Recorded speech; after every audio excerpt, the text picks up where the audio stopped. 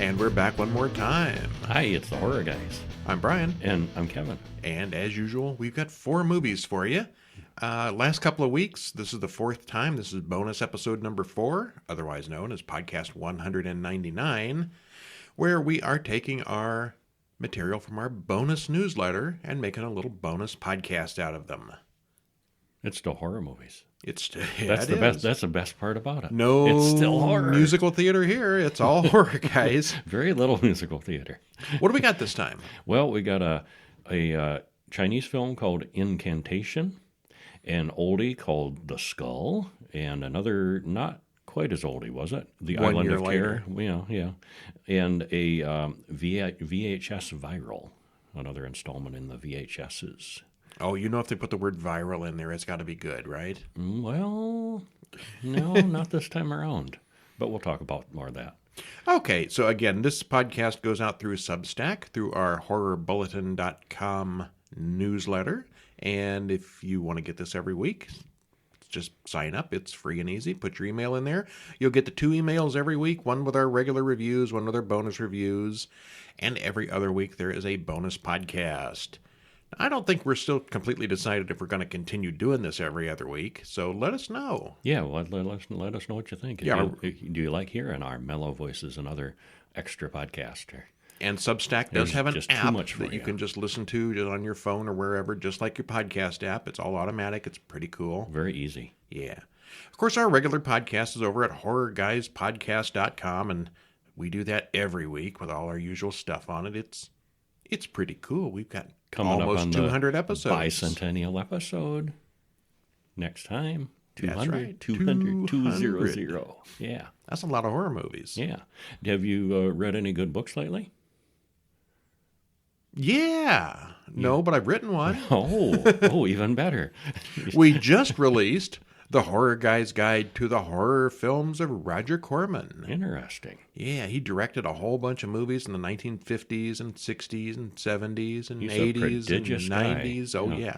He's produced over 500 films. And still producing. Still going, Still yeah. in the business, yeah. And all kinds of stuff behind the scenes and been in some movies, small roles in movies here and there. I'd say probably half the cheap movies on Sci-Fi have his fingerprint on them somewhere. Well, he cranks them out and makes money. Oh, yeah. So, that's what the business is about, and people keep coming to him for more because he keeps, the bottom dollar always works. It's all about business with him, and he does make the money. Yeah. He once put out an entire studio-ready film in 2.5 days with real actors and real sages. Known for improvising, working cheap, working fast, and making money.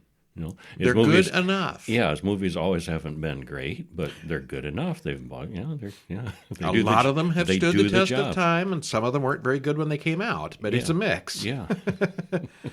All right. Well, that's available over at horrorguysshop.com or go to horrorguys.com/books, and you can find it there. Paperback, ebook, whatever you want, we've got it. All right. And, of course, you guys are listening to the Horror Bulletin bonus podcast. Every month we put out the Horror Bulletin reviews, all of them, in a print magazine, Horror Guys Monthly. And that's where you can read all the spoilers about the brand new movies if you want to. Yeah. The ones we don't spoil on the podcast. We've had a ton of new movies the past month or two, and we've been trying not to spoil them too badly. But the written reviews, they go all the way. They got the full synopsis. Yep, you are warned. All right, so let's wipe out, let's delete, let's rewind, let's record over the VHS Viral from 2014. Mm-hmm. We got directed by Justin Benson, Greg Bishop, Todd Lincoln, written by T.J. Kimfel, David White, and Marcel Sarmiento, stars Patrick Lowry, Amelia Ayers, and Celia K. Milius, and a bunch of other people because it's an anthology. Hour and 21 minutes. Cast. All right, so as we just said, this is another VHS tape-themed anthology. The VHS series had the VHS from, I think, 2009 by memory. VHS 2 from a year later. This is the third one, VHS Viral, and then there's a VHS 99, and I'm not entirely sure. I may be forgetting one. No, I think there's just 4. Okay, well, this is the last one that the last one for us to do. We've seen the other 3. Go to horrorguys.com and search in VHS, and the other reviews will come up. But this is the last one that currently exists. Segment 1. It's called Vicious Circles. Well, there's this guy named Kevin, not our Kevin. Hello. Not him. Different Kevin. Kevin watches his girlfriend Iris. She complains because he's addicted to videotaping things. And there's a police chase outside the apartment, and he rushes outside. He watches a cop get run over. There's some kind of maniac on the loose. Driving in circles out there. Right here on the very first segment, I ran into my biggest problem with this one. There's banners and signs and things that says it takes place in 2013 and 2014. Mm-hmm. There's literally signs in the background, some holiday thing going on in 2013. Did you use many videotapes in 2013? No. And yet they've still got the VHS thing going in this one. That whole thing with the static and the staticky recording over and the blinky, glitchiness, yeah. There's no VHS in 2013. And all through this, there's a lot of digital use. There's GoPro style cameras. You can literally see phones. GoPros and cell phones in use. Yes, and he's got his cameras are digital, and and yet they're still doing the VHS style of. Yeah. Now, VHS 99 that came out a couple of months ago, that happened in 1999. That's retro. They made it retro. That's real. Yeah. This is just kind of retro without being retro. Illogical. Yes. Yeah. All right. Well, anyway, not much happens in segment 1. That's sort of the wraparound story. Segment 2 is Dante the Great, which was my favorite of them. Mine too. It's also, I think, one of the shorter ones. Yeah. Yeah. The police interview Scarlet, the assistant to Dante the Great, a magician. He recorded everything up until his arrest. Just 2 years ago, he was starting to learn magic, but then he came into possession of Harry Houdini's cloak. With it, he could do real magic. Before long, he was doing big shows for big money. Exclusive stuff for rich people. Mm-hmm. Sometimes the cloak gets moody and refuses to work. Yes, it's hungry for blood. He just covers someone up with the cloak, and it feeds from them. Scarlet explains that her boyfriend Clay went missing after Dante found out about him. Wonder what happened there. Well, we find out because Dante records all the murders. Eventually, they arrest him right there on stage in the middle of an act, but he immediately escapes because he's got magic. Mm-hmm. The real stuff. Scarlet swears to the cops that Dante uses real magic. Well, the whole SWAT team attacks, and he wipes them out easily with his magic. He does fireballs and stuff. Mm-hmm. And worse, yeah. He and Scarlet fight for a while, which eventually results in the cloak eating him. The police are still looking for Dante even today. And then Scarlet burns the cloak with the trash, but later she finds it's back. Yeah, it reminded me of a twisted take on Doctor Strange from the Marvel comics. Yeah, the cloak won't go away. But if Doctor Strange was a bad guy and, the cops are trying to fight him, that would be a one-sided fight. Very much, and here it is, yeah. Segment 3 is Parallel Monsters. During the chase from the initial segment, Iris calls Kevin as he chases the police and everyone else. So there's some guy in an ice cream truck. He's running from the police, and it just seems to be going in circles around town for some reason. One guy gets stuck in the back door of the truck and gets dragged for miles. Elsewhere, a guy in a room full of technology powers up something that looks like a high-tech doorway. When it opens, the other side is a mirror of his own lab, and he sees himself on the other side. One of the two guys crosses the border into the other guy's universe. They trade sides and check out each other's houses they agree on 15 minutes. Mm-hmm. It's like a portal to a parallel dimension. Yeah. Well, one of them is married, and the other has pictures of a satanic ritual on his wall. What? On one side, the wife has several other men over visiting in their hot tub, and in the other, the wife is simply asleep. The two universes are definitely not exactly the same. There's something going on outside, so Alfonso runs out to see. There's a giant satanic blimp chanting as it flies overhead. That's what we need, more giant satanic blimps. So his parallel is Satan world, basically. Yeah. Outside, he runs into the two men that were inside earlier. Then they both have the same name. They chase after him, and their eyes glow. Back in our world, the alien Alfonso gets around. He goes up and sees the sleeping Marta. He pulls down his pants to show a giant fanged penis. Oh, my. Oh, there's more to this than just, Uh-huh. Well, back in Satan world, the normal Alfonso sees the same thing. He runs back inside and finds the other Marta, who has something really nasty where her vagina ought to be. He runs for the interdimensional gate and gets home. He is then stabbed by the other Alfonso, who is killed by the satanic Marta on the other side. Yeah, I think she was just jealous, wasn't she? He wasn't doing it. He was supposed to be helping her with a ritual over there, and instead he was dumb and didn't know anything about it because he wasn't the same guy. Yeah. And when he came back, she thought he was some kind of traitor or something. Yeah, okay. Yeah, that makes more sense. With everyone back where they're supposed to be, Earth Alfonso tries to get up after being stabbed. He screams for his Marta's help, and she comes in with a knife, stabbing him repeatedly for what he did to her a few minutes ago. I guess he raped her with his giant fanged penis. Yeah. Well, segment 4 is called Bone Storm, and this one I thought was just too long, too dumb, and too annoying. Well, the boys were dumb and annoying. It went on for too long. And there was no story. story. For too long. Yeah, not much. Yeah. Well, the circling ice cream truck is still going, and Kevin pursues him to rescue Iris from the guy inside. Somehow or another, the circling helicopter causes a bunch of Mexicans to kill each other.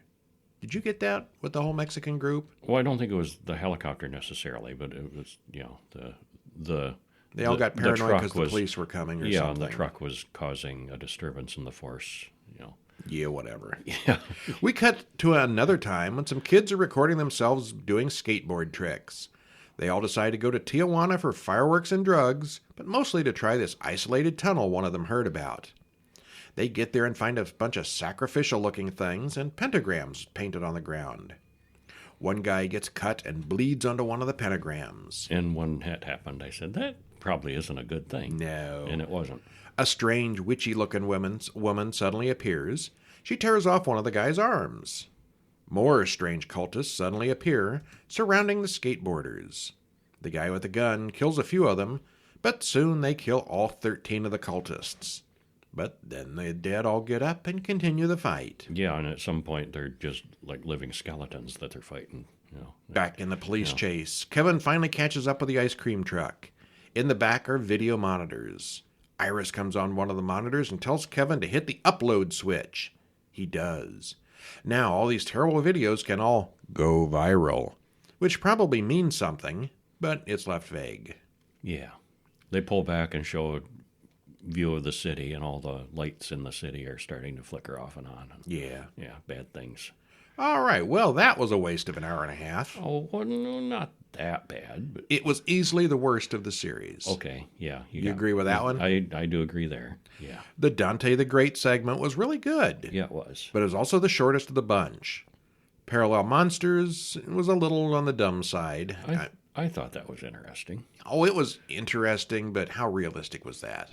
Oh, like the rest of it was well, realistic. Okay. Yeah.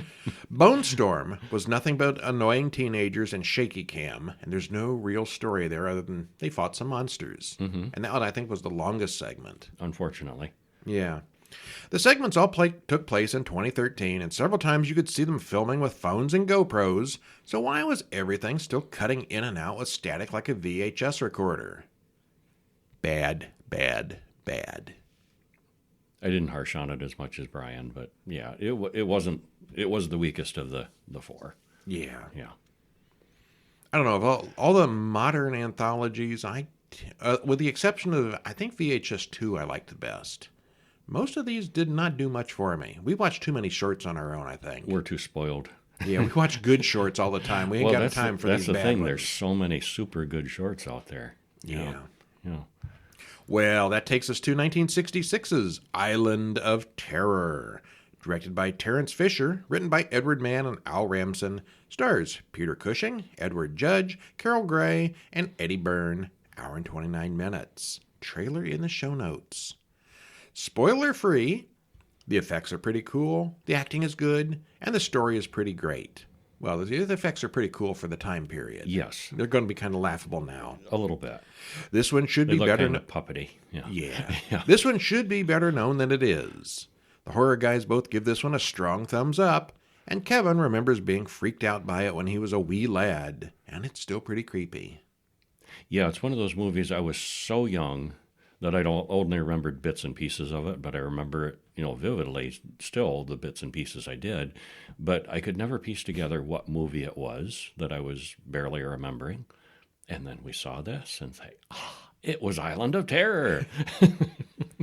Yeah, I see things like that once in a while that I vaguely sort of half remember. I know I saw this one at I had seen this one before, but I didn't remember much of it. And it didn't freak me out like it did probably when I was a kid. But, Well, you're not 4 anymore. Yeah. All right, well, what happens? Well, 2 men load a chemical shipment for Dr. Phillips onto their truck. It's an isolated island. They don't even have phones there yet. One man complains about how lonely the island gets. In the lab, the doctors talk about irradiating nuclei. All kinds of sciencey talk. Lots of talk, yes. Yeah, technobabble. Yeah. If they are successful, they may have the cure for cancer. One scientist suggests waiting for the other international labs, but another is eager to get started. So what could go wrong? Credits roll. And as the guy talks, he does his, it's normal talk, sciencey talk, and they say, let's get started. And then just for a half a second before the credits roll, you get a visual glimpse of all of them laying dead on the floor. If you blink, you'll miss it. But something has gone wrong. Yeah, bad science. Well, Ian Bellows is walking alone at night. He hears something strange in a cave. He goes in and screams. Well, the man's wife goes to the police and reports that he's 3 hours late, just not like him at all. The sole policeman, Constable Harris, goes out looking and finds Ian's seemingly empty clothes in the cave. Wait, no, it's not empty. The body's in there, just what's left of it is strange.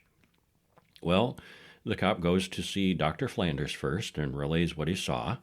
Ian had turned into mushy jelly. Ew. He's like a rubber mask that has been deflated. Yeah. Landers looks at the body and says all the bones are gone. And he thinks it could be a contagious disease as they, handle the body and walk around without masks or washing their hands or anything visible. Different times. No precautions whatsoever. Well, Dr. Brian Stanley is the most eminent virologist in London. That's Peter Cushing. And soon Dr. Landers pays him a visit. Well, he's never heard of a disease that makes bones dissolve, but he's intrigued. So Dr. Stanley brings in Dr. West, a bone specialist. Tony Merrill is there with West, and she flirts with all 3 of them. All of them, Tony included, take a helicopter back to the island to look at the body.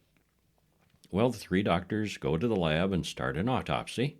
They find microscopic punctures all over the body, and some kind of enzyme could have been introduced that way. They need better facilities, so they go out to Dr. Phillips' place there on the island. There's no answer at the door, but they sneak in through a window.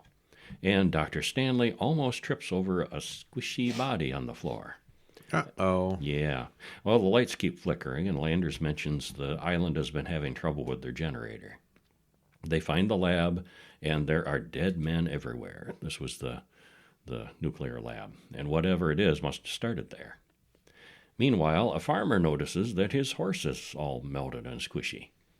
He goes to Constable Harris about it, and he, in turn, goes to find the scientists. He goes into the room marked test animals, and a tentacle grabs him from behind. You could say the animal tested him. Yeah. Meanwhile, Dr. Landers goes to the police station, but the constable is gone. Landers runs into the farmer, and so he learns about the dead horse. All this comes to the attention of Mr. Campbell, who is the head of the island. West tells Tony about what happened in the lab, and she doesn't want to be left alone, so they take her along. Well, Tony sees a creature crawling on the car while she's waiting. They return to Phillips' lab and find both Harris and the tentacle creature. No, several tentacle creatures. There's bunches of them. Well, Landers tries to kill one with an axe, but it feeds on him instead. Their hides are too tough. They look like soft rubber squishies to me, but I guess they're hard. An axe didn't work on them. The creatures divide simultaneously, and they also go inert for a while, which gives them a brief moment to escape. But they're dividing, multiplying 2 by 2 by 2. That's bad news. Stanley and West and Tony all run outside. They barely get away as more creatures approach the car. Tony is upset and has to be sedated. Mr. Campbell tracks down West and Stanley, and they fill him in on what's been going on. Campbell agrees to gather all the islanders together in the town hall in an hour. Stanley tells the assembled group about the bone-eating creatures, and at the speed they keep dividing, there will be hundreds of them by tomorrow, and soon thousands, and then the end of the world, because there'd be millions of them. So they got to do something. So they shoot a creature with shotguns. That doesn't have any effect. They try a firebomb. Little Molotov cocktail doesn't work. Dynamite doesn't work. They do, however, learn that the creatures can climb trees. Look up. What? What? Ah! A creature comes in, saying they found a creature dead on the beach next to Philip's half-eaten dog. Well, the dog had been irradiated in an experiment, so Stanley thinks the radiation must have poisoned the creature. And there's plenty of strontium-90 at Philip's place, so they go and get that. They arrive at the lab, put radiation suits on, go into the safe room, get some strontium-90, which they luckily have an injector gun. What is the significance of strontium-90? They call it by name numerous times. Is that something that was well known at the period? It might have been, yeah, the radioactive element. Yeah, I'm not sure what the significance of that is. Yeah, radiation. It sounds sciencey. Yeah, it does. Mm-hmm. Well, outside, one of the creatures grabs Stanley's arm, and West cuts off the arm with an axe to save him. They drive back to town and inject all the cows with the radiation, because they can't inject the creatures directly, so they're going to bait them. West and Tony have time for a kiss before the creatures arrive in the village. The creatures do arrive and eat the cows, and then they start dividing again. And the silicate creatures keep on coming. They swarm over the outside of the building. Then the lights go out. The creatures start breaking in through the windows, and the villagers panic. There's pandemonium. It's quite a chaotic scene. And they barricade themselves in the doctor's office as a last stand kind of thing. West gets an injection ready for Tony. He'll kill her himself before he lets the creatures get her. But the creatures start going limp and die. The strontium-90 did poison them. It just took time.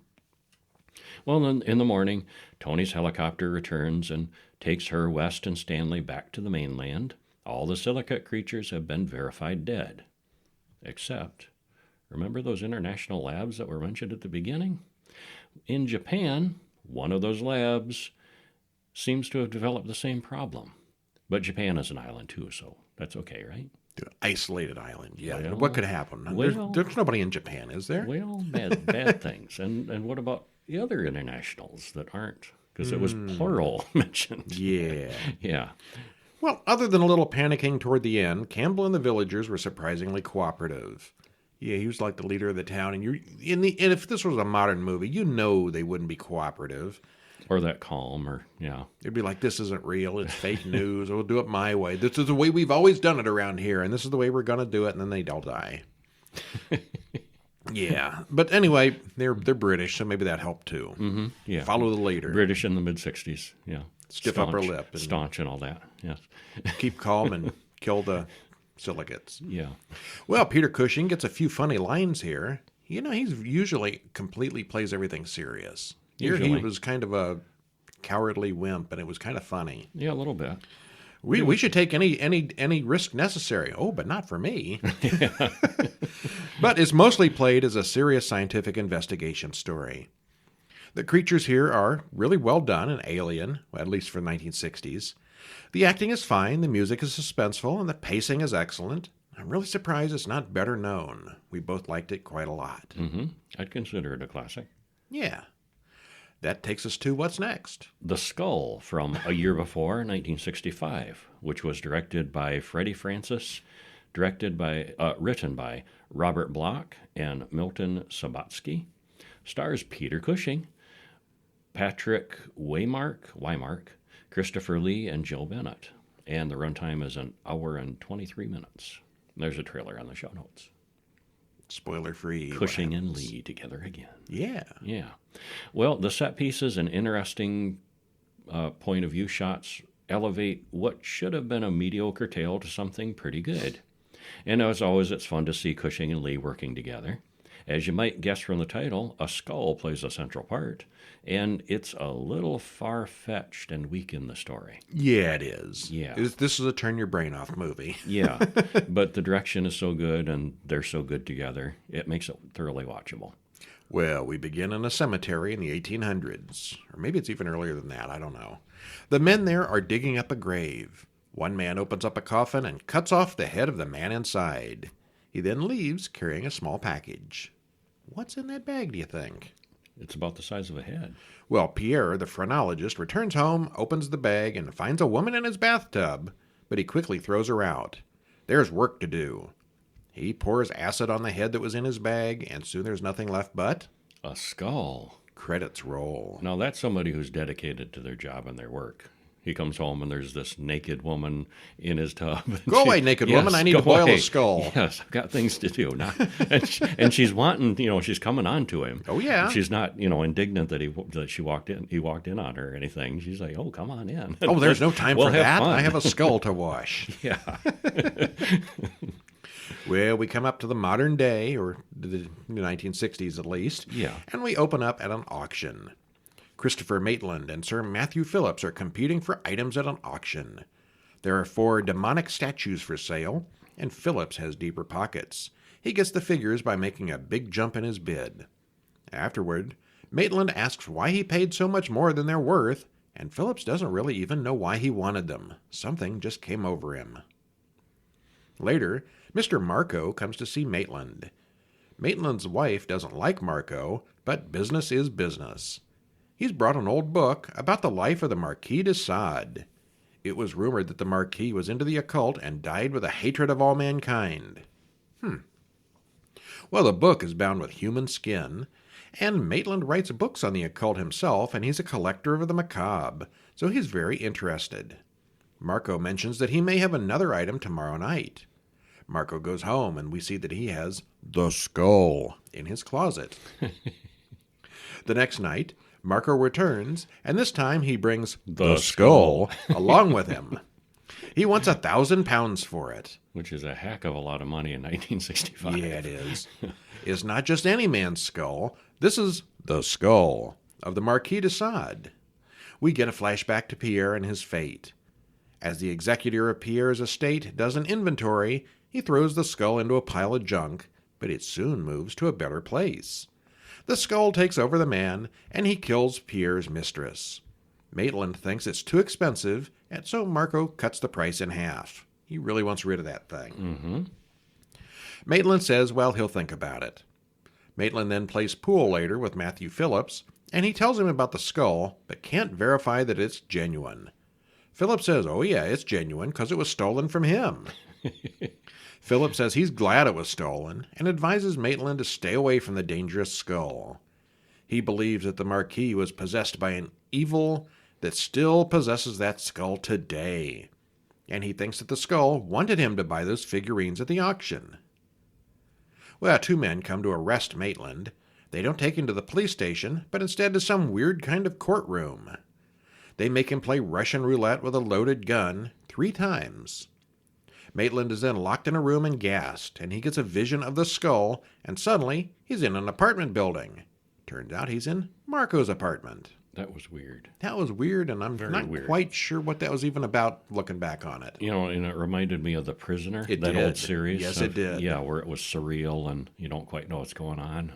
Yeah. I think I even mentioned that when we were watching it. Did we just switch over to The Prisoner? Yeah. Well, Maitland gets the money and goes back to Marco's place for the skull. He finds a mummy. Could that be Marco? It's not. He takes the skull with him, but then Marco's dead body falls on him as he leaves. Ah, there's Marco. Everybody should have a mummy just hanging around in their closet. Mm-hmm. He hides the skull and goes home. Inspector Wilson interrogates Maitland about why he was there and other stuff, and Phillips warns Maitland that last night is just the first of several nights of rituals, and if he has the skull, he needs to get rid of it right now. He offers Maitland a protective amulet to ward off the evil of the skull, and when Maitland goes back for the skull, Marco's landlord is killed. People seem to die around this thing. Mm-hmm. It's bad luck. Maitland goes home, and late that night he watches the skull let itself out of the display case and take center stage on a table. It just sort of floats around. Mm-hmm. The book from earlier floats over and sets down next to it. Maitland is in a trance and goes outside. Over at Phillips' place, Maitland breaks in and steals one of the demonic figurines, killing Phillips in the process. Harsh. He places the statue next to the skull in the book. He takes a knife and goes into his wife's bedroom, but when he sees the cross on the wall, he's able to resist. Even later that night, the skull gets out of the display case again and wakes Maitland up. It's like a cat, I guess. Mm-hmm. Feed me. Hey. He once again picks up the dagger and plunges it into the skull. The skull turns over an hourglass, and the knife appears elsewhere. That's not going to work. No. Maitland screams for Jane to come and help him, but he's trapped in the room.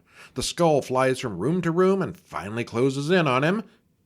And in the morning, Jane wakes up and finds her husband stabbed to death in his bed. The inspector comes around and notices the similarities to the Marco case. They don't pay any attention to the old skull on the table. The skull that is watching them. Yeah. Well, the sets with all the antiquities and strange artworks are really cool here. Yeah, they were. I wouldn't mind having any of these rooms. Pierre's house, Maitland's study, and even Marco's apartment are filled to the brim with all kinds of weird things. You could do an anthology just on any one of those rooms, couldn't you? Yeah. We get a number of shots from the skull's point of view, which is both interesting and kind of a little silly. But the flying skull doesn't look too bad, but I doubt too many people are going to believe that it's real.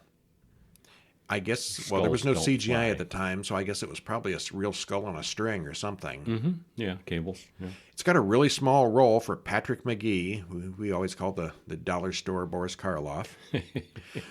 Peter Cushing and Christopher Lee are the big draws here, although Lee doesn't really have much to do.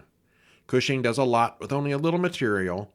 They build up the first hour with Marco and Phillips. It was pretty good. Mm-hmm. But his solitary with the battle with the skull was kind of boring, actually. Went on a little too long. It doesn't say anything. It doesn't do anything. It just floats around and looks like a skull. It floats ominously. It's a skull. You should be scared.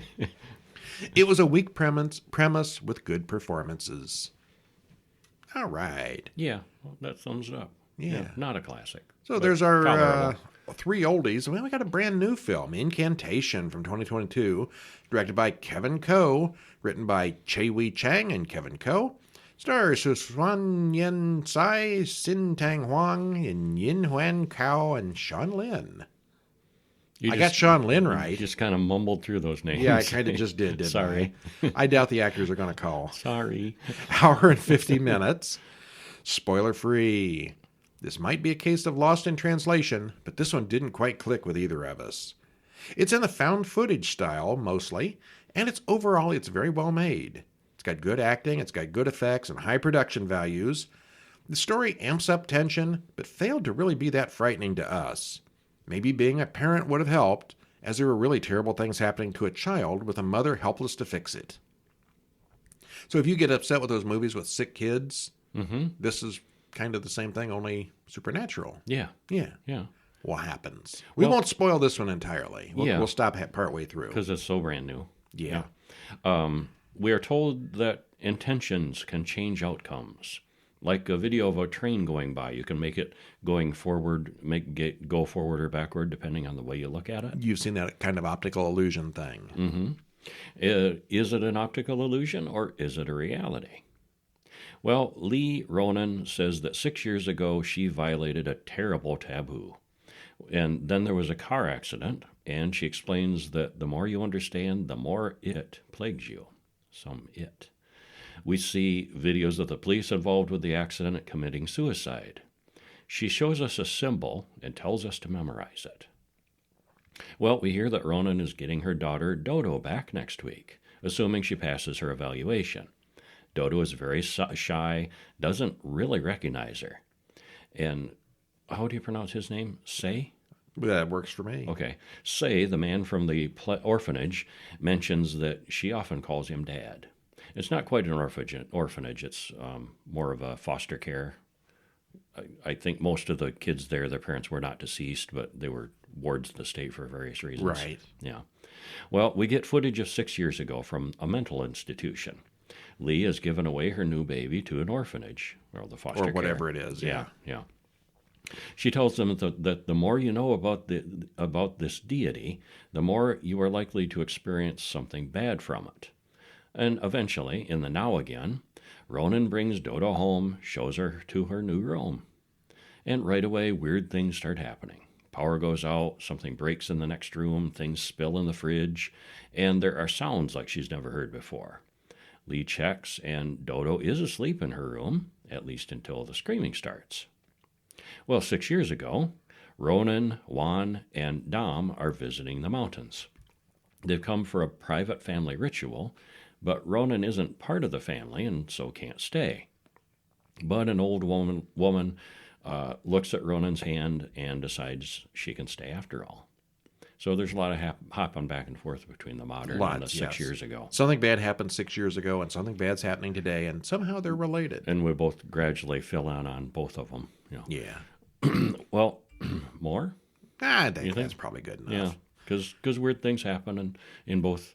You gradually find out what happened 6 years ago and how it fits in with the modern day, and there's awful things that are happening to Dodo. And yeah. All right, well, we're skipping down to the commentary part. Ronan mentions that she's recording all this so that little Dodo can watch it as she grows up. These are not happy memories, though. So why would anybody want to watch all this horrible stuff when they get older? Hey, you want to see how terrible my childhood was? Check this video out. Yeah. Well, it is interesting being from China and all. There's lots of cultural influences and ghosts, but I don't think either of us really followed a lot of it. I think we would have appreciated it more if we were Chinese or at least Asian. Yeah. Familiar with a lot of these cultural norms and it's interesting because it's kind of alien. And, different kinds of superstitions, and interesting things that we didn't quite get because we aren't familiar with those. So. I'd imagine if you were a single parent, this might get under your skin more than it did for us. It's well made and amps up the tension as it goes. Kind of felt a little long to me. As far as found footage goes, this is one of the better made ones. It's creepy and alien, but there was a lot here that we didn't quite understand. I liked it, but I don't know that I really understood all of it. Yeah, exactly. Okay, so the skull's not so great. VHS was kind of awful. Except for Dante the Great was really good. All right, really, really it had good. its moments. It had its moments. It had great Island moments. of Terror we both really liked, and Yes. Incantation we're kind of on the fence about. Uh-huh. All right, well, that's our show for this week. It is. Stop in over at horrorguys.com or horrorbulletin.com. Check out our written reviews if you want spoilers on that last one. Subscribe to the podcasts, both of them. There's actually 2 podcasts at this point, the real one and the bonus one. And check out our books, horrorguys.com/books or horrorguysshop.com. Buy them all. Yeah. The more you send us, the more we'll have. Well, I'm Brian. And I'm Kevin. And we'll see you in 2 weeks. See ya.